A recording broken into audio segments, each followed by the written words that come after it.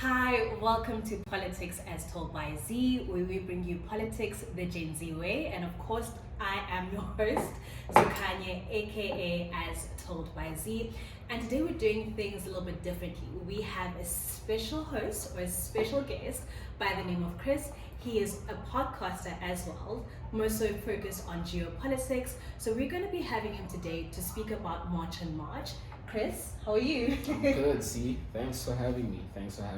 And big shout out to your subscribers and your followers and everybody viewing this video. Super stoked you finally get to do this. I'm also super stoked. So, Chris, you have your own podcast, a Table Talk, right? Yeah, exactly. So I'm one half of the Table Talk podcast, and like C explained, we speak about geopolitics. We speak about a wide range of social issues, domestic and abroad.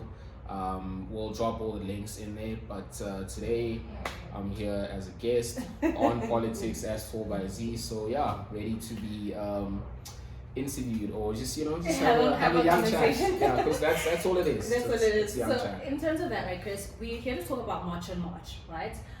So I just want you to please just walk us through it. I know a bit about the organization and what it stands for, and I have my own feelings about it, which we will get into in a moment. But I just want to know who they are, and also considering the fact that you are also a foreign national, a legal one at that. In brackets, right? I just want to know, how do you feel about a movement like this in South Africa? Well, the little that I know about March and March is from their website, because I took the liberty of going to the website and actually seeing who they are, what they stand for, etc. And there's nothing untoward if you read the website. Their mission statement paints them as a civic society organization. They believe in citizens' rights, they believe in the rule of law, they're looking at fairness, integrity, and all these things, which sound great. And their priorities are very much focused on South African citizens. But in saying that, obviously, this means that they're fighting against elements that would otherwise disrupt the state of peace in the country, i.e. Unequal resource allocation. The biggest one is illegal immigration, right? Porous borders, etc. So that's the bits and pieces I got from March and March. Obviously, it has lots and lots of media coverage. I think they reached about 500,000 eyes according to their website.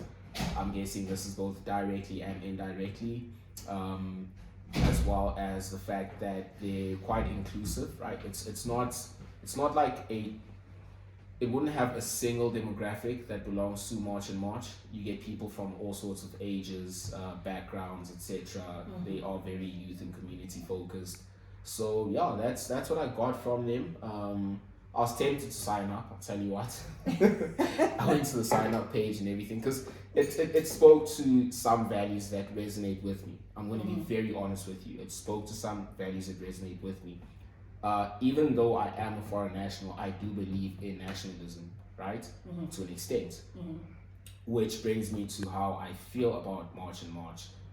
To be fair, if you look at it on a surface level, there isn't much to fault March and March, right? All they're trying to do is tighten up the country's borders, protect the citizens' rights, and have an inclusive and fair society for our kids.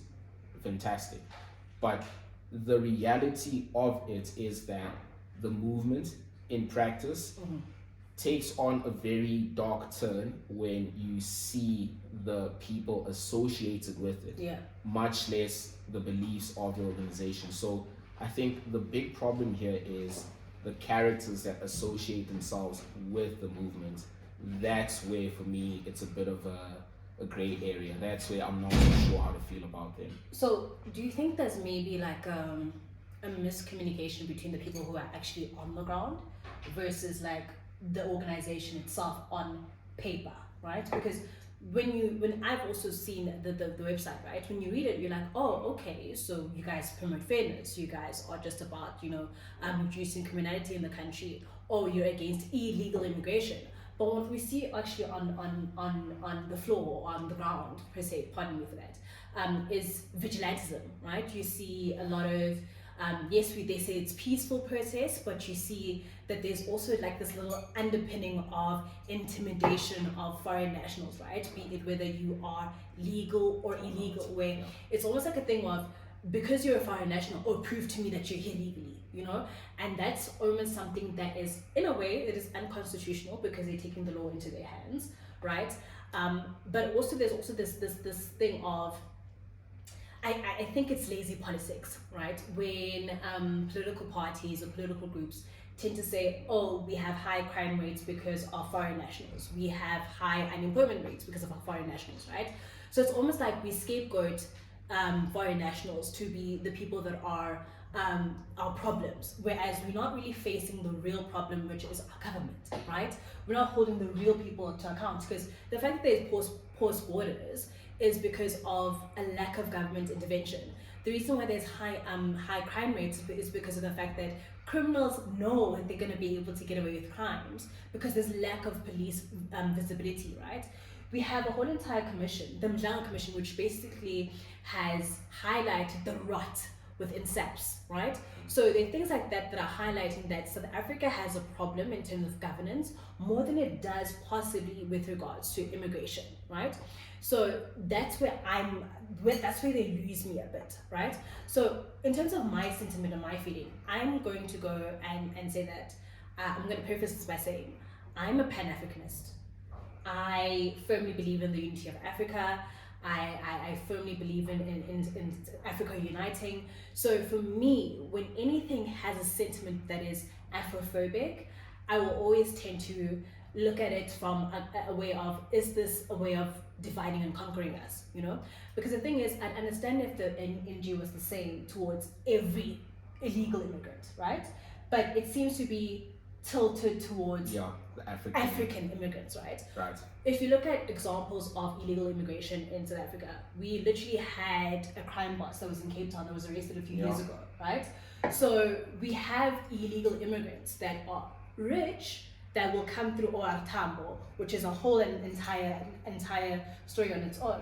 But then there's not that much visual with regards to those illegal immigrants, more than there is with regards to other African immigrants. So that's where I stand, where I'm like, is this rooted in Afrophobia? You know? So, but now Chris, with regards to March-and-March itself, right? Recently what's happened is they've joined forces with AfriForum. Yeah, I saw that. So I didn't. Again, Z, and those are some very good points you brought up there. March-and-March is veiled by, you know, social activism, etc., but then underlying are the issues of Afrophobia, the divide and conquer strategy, scapegoating, etc. And it's interesting that they align themselves with AfriForum. So I read the post on AfriForum's page. Again, if you read it properly, just be as objective as possible and read the post. It sounds good, like there's nothing wrong with it, right? We want to promote national unity, says AfriForum. We're going to work with groups that respect what we believe in and vice versa. We will disagree on some things, right, as is with normal human interactions. But the underlying fact is we are going somewhere together, and that is a better and a more prosperous South Africa. Mm-hmm. That's what the post says. However, if you pick it apart at the bones, you get an air of,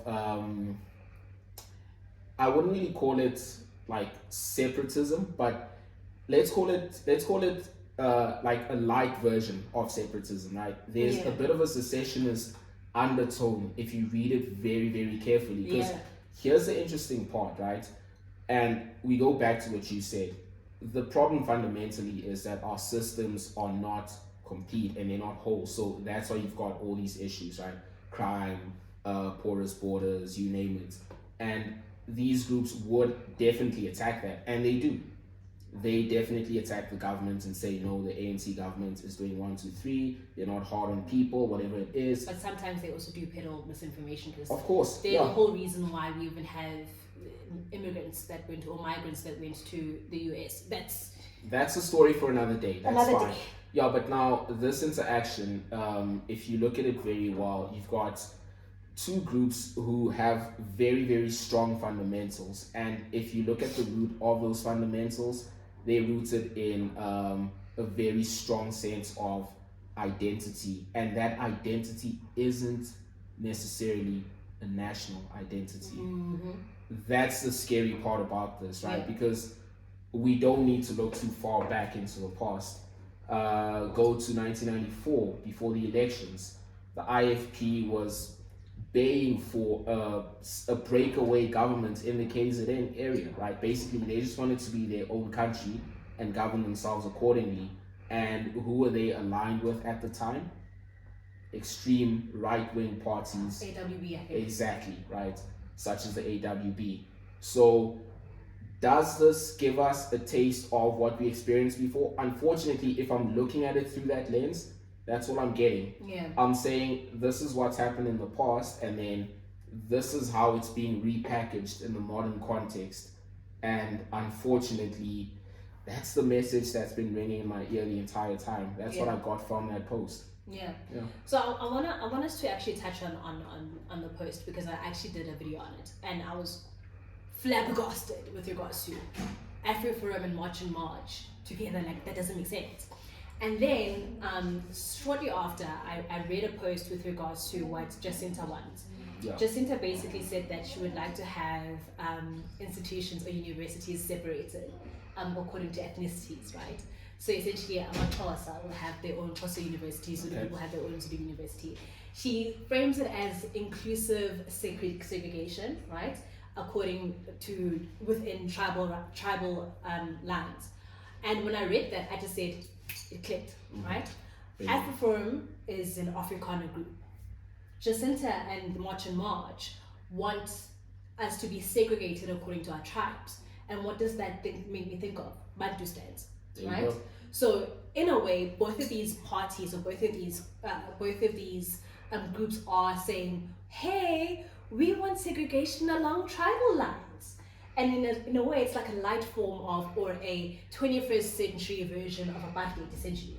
Hence, they would want to come together and say, hey, you guys want the same thing? We want the same thing too. So when I read that, I was like, I see where this thing is going. But I just want us to close off. With regards to just March-and-March in general, and also the merge between AfriForum and March-and-March, what do you think is going to happen next, or how do you feel about it? Like, are you optimistic? Are you pessimistic? Like, what do we think? I can't help but be pessimistic. Honestly, I can't help but be pessimistic, because we live in an era now where the world is vastly polarized, right? And look, we'd be foolish to think this is only happening here. March-and-March, or movements that are anti-immigration and pro-nationalist, are not specific and isolated to South Africa. They're not. America. This is happening in the EU, this is happening in the US, this is happening all over the world, right? And you've got groups like the AfD in Germany, you've got groups like Vox in Spain, you've got groups like the National Assembly in France. How are those groups different to March-and-March? Those groups are registered as political organizations. March-and-March is not, yet. Keyword yet. So here's my worry, right? And maybe I'm just thinking too far into the future, but we've seen this happen before. We've seen this happen in the 1920s in Italy with the Black Coats and Mussolini. It started off as a socialist movement, which quickly became a political party, which quickly took over the state, and. Here's a more extreme example. Germany, 1933. I think you know what happens after that, right? We don't like mentioning the man with the mustache, but essentially, that's kind of how it went down. That's kind of how it went down. Are we saying that it could descend into this? Hopefully not. I don't think that's in their mandate. But what I think might happen is they're just going to be like, look, we've done this as an NGO or an NPO for long enough. We're going to be transitioning into full-term politics. And it's interesting that Jacinta isn't really affiliated with any political party, right? And she's taken a hard line against being affiliated with political parties, despite the fact that she could benefit a lot from being affiliated with political parties. this tells you that she's got a bigger vision in mind. And that big vision could be they turn into the political movement, the far right movement that we've seen before, and then the story repeats itself. How ugly it's gonna get remains to be seen, but it's not looking too optimistic on my side. I don't know how you feel about it. How do you see them evolving? For me, it's mostly a thing of, when are we gonna give it a rest? When are we gonna stop organizing ourselves within tribal and racial lines? You know, we are 31 years into our democracy, and yet we still have people that long for that segregation. Why?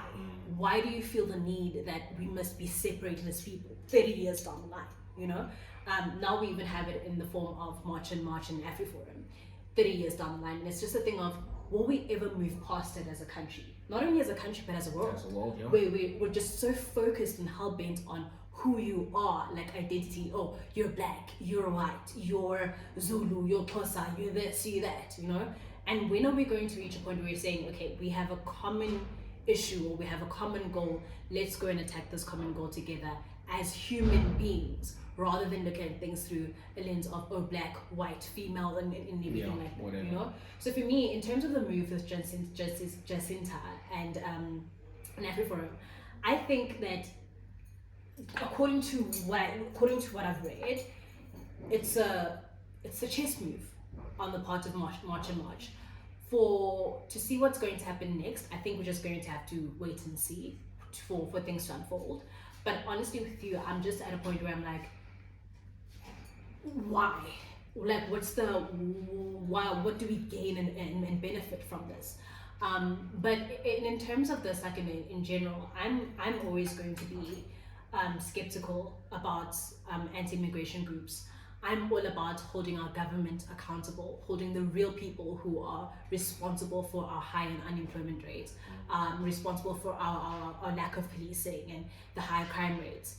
Blame the right people. And my message that I have to South Africans is that don't let political parties or political groups make you a pawn in their game of chess. Look at things and think about things critically. And also, with that being said, that's why you need to subscribe to channels like mine, where we bring you politics. Yes, the Gen Z way, but we're here to also make sure that you guys are not misinformed. With that being said, do the right things. Like, subscribe, do everything that needs to be done, comment, and please stay tuned for the next video. Thank you so much for watching. Ciao.